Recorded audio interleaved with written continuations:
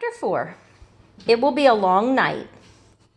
Alone in the apartment while Mama was out shopping with Kirsty, Anne-Marie and Ellen were sprawled on the living room floor playing with paper dolls. They had cut the dolls from Mama's magazines, old ones she had saved from past years. The paper ladies had old-fashioned hairstyles and clothes, and the girls had given them names from Mama's very favorite book. Mama had told Anne-Marie and Ellen the entire story of Gone with the Wind, and the girls thought it was much more interesting and romantic than the king and queen tales that Kirsty loved. "Come, Melanie," Anne-Marie said, walking her doll across the edge of the rug.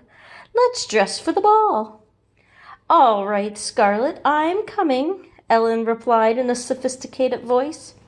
She was a talented performer. She often played the leading roles in school dramatics. Games of imagination were always fun when Ellen played. The door opened and Kirsty stomped in, her face tear-stained and glowering.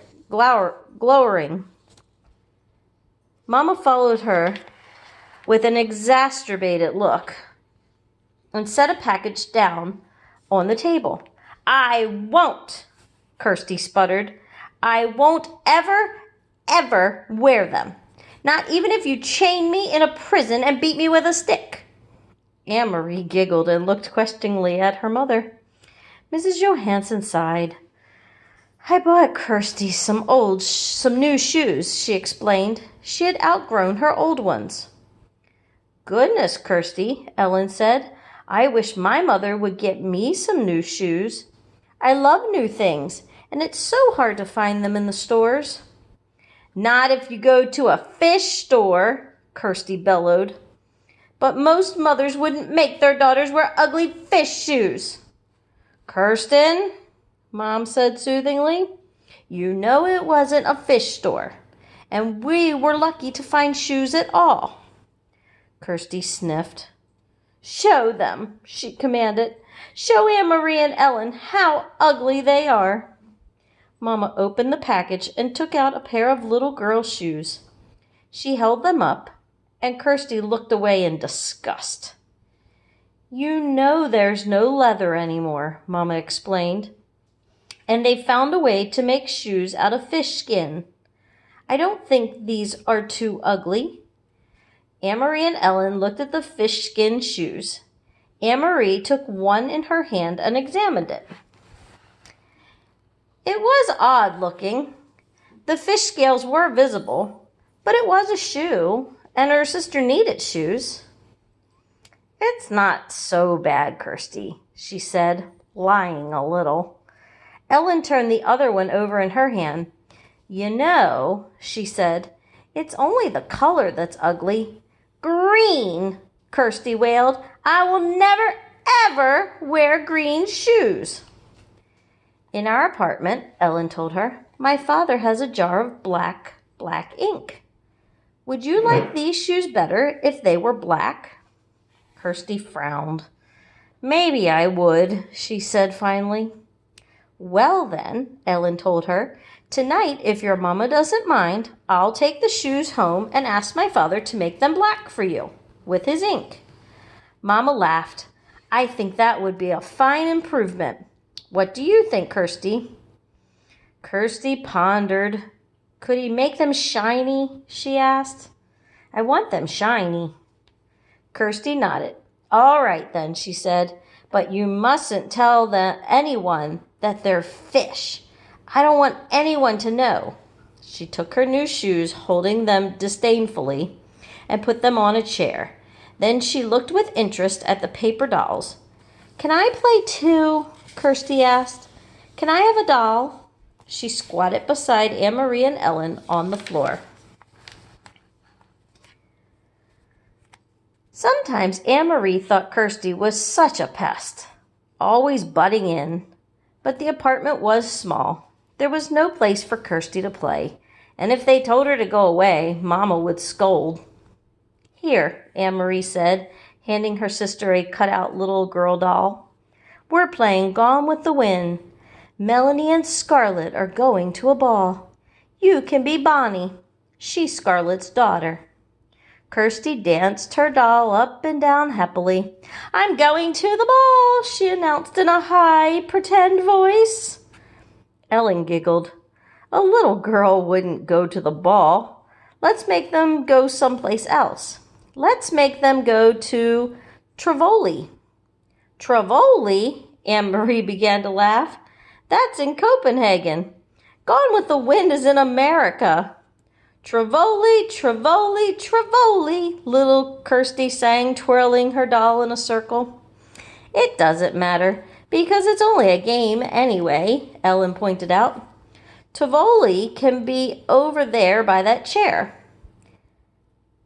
"Come, Scarlet," she said, using her doll voice. "We shall go to Tivoli to dance and watch the fireworks, and maybe there will be some handsome men there. Bring your silly daughter Bonnie, and she can ride on the carousel." Anne-Marie grinned and walked her Scarlet toward the chair that Ellen had disguised as Tivoli. She loved Tivoli Gardens in the heart of Copenhagen. Her parents had taken her there often when she was a little girl. She remembered the music and the brightly colored lights, the carousel and ice cream, and especially the magnificent fireworks in the evenings. The huge colored splashes and bursts of lights in the evening sky. "I remember the fireworks best of all," she commented to Ellen. "Me too," Kirsty said. "I remember the fireworks." "Silly," Anne-Marie scoffed. "You never saw the fireworks. Tivoli Gardens was closed now. The German occupation forces had burned part of it, perhaps as a way of punishing the fun-loving Danes for their light-hearted pleasures." Kirsty drew herself up, her small shoulders stiff. "I did too," she said belligerently. "It was my birthday. I woke up in the night and I could hear the booms, and there were lights in the sky. Mama said it was fireworks for my birthday." Then Anne-Marie remembered. Kirsty's birthday was late in August, and that night, only a month before, she too had been awakened and frightened by the sound of explosions. Kirsty was right. The sky in the southeast had been ablaze, and Mama had comforted her by calling it a birthday celebration. "Imagine such fireworks for a little girl 5 years old," Mama had said, sitting on their bed, holding the dark curtain aside to look through the window at the lighted sky. The next evening's newspaper had told the sad truth. The Danes had destroyed their own naval fleet, blowing up the vessels one by one as the Germans approached to take over the ships for their own use. "How sad the king must be," Anne-Marie had heard Mama say to Papa when they read the news. "How proud," Papa had replied. It had made Anne-Marie feel sad and proud too, to picture the tall, aging king, perhaps with tears in his blue eyes, as he looked at the remains of his small navy, which now lay submerged and broken in the harbor. "I don't want to play any more, Ellen," she said suddenly, and put her paper doll on the table. "I have to go home anyway," Ellen said. "I have to help Mama with the housekeeping. Thursday is our New Year. Did you know that?" "Why is it yours?" asked Kirsty. "Isn't it our New Year too?" "No, it's the Jewish New Year. That's just for us. But if you want, Kirsty, you can come that night and watch Mama light the candles."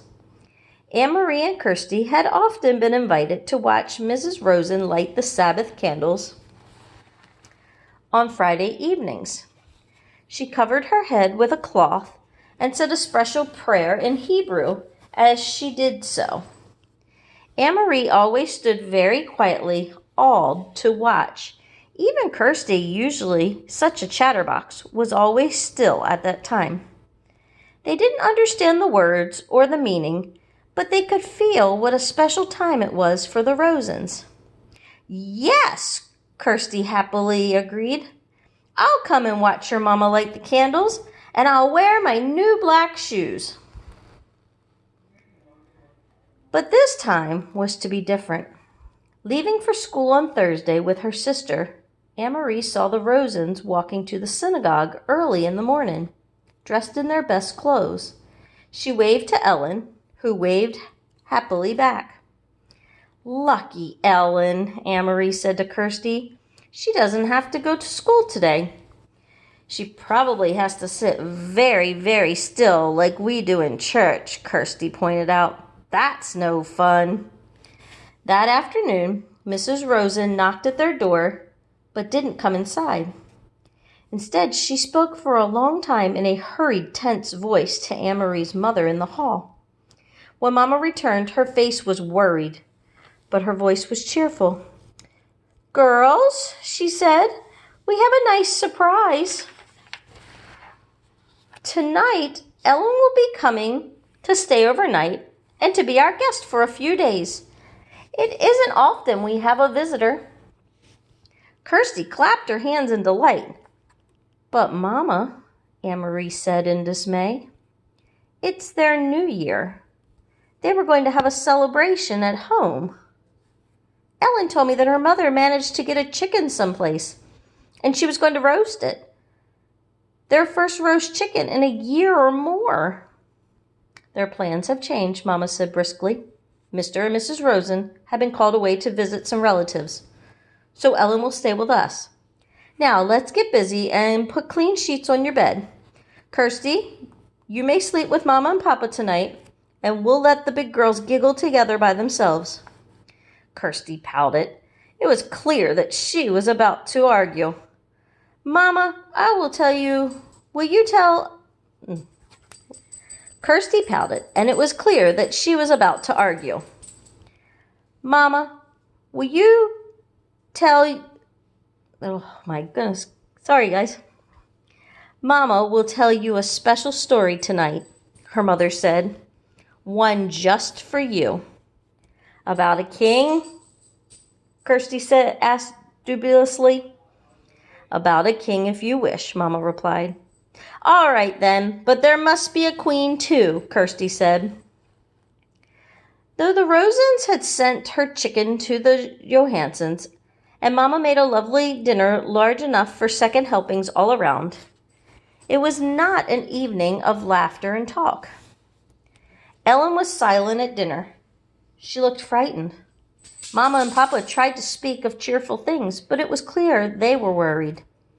And it made Anne-Marie worried too.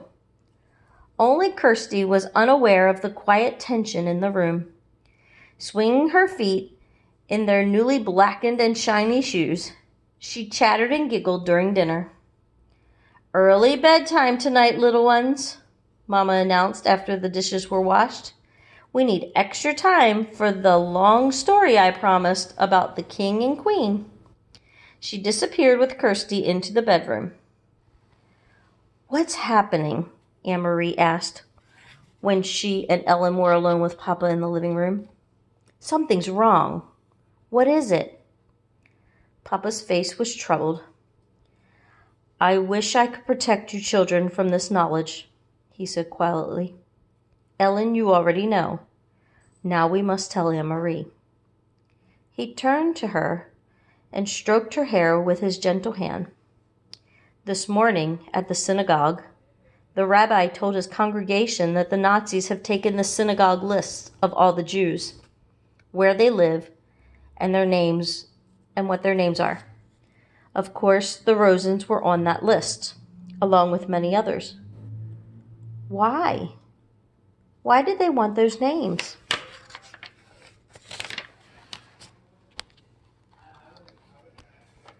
"They plan to arrest all the Danish Jews. They plan to take them away, and we have been told that they may come tonight." "I don't understand. Take them where?" Her father shook his head. "We don't know where, and we don't really know why. They call it relocation. We don't even know what that means. We only know that this is wrong, and it is dangerous, and we must help."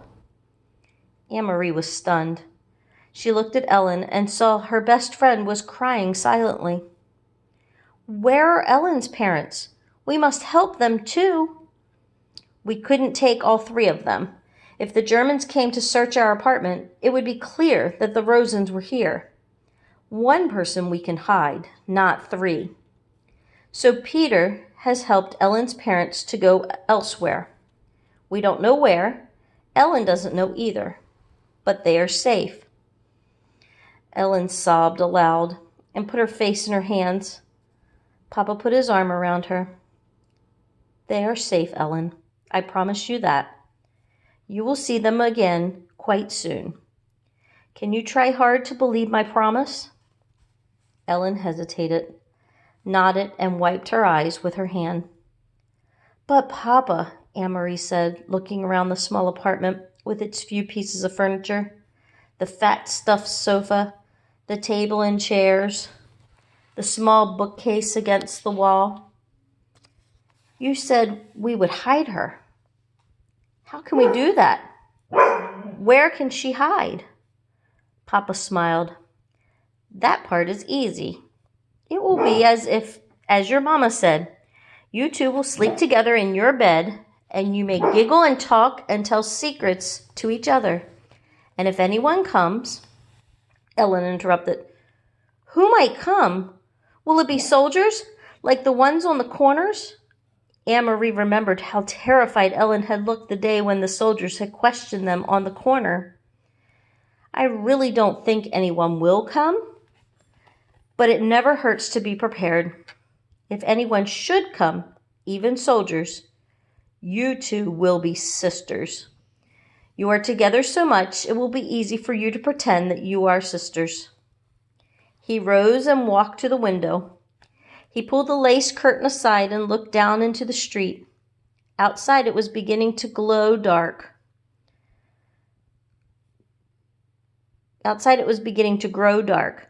Soon they would have to draw the black curtains that all Danes had on their windows. The entire city had to be completely darkened at night. In a nearby tree, a bird was singing. Otherwise, it was quiet. It was the last night of September. Go now and get into your nightgowns. It will be a long night. Anne-Marie and Ellen got to their feet. Papa suddenly crossed the room and put his arms around them both. He kissed the top of each head, Anne-Marie's blonde one,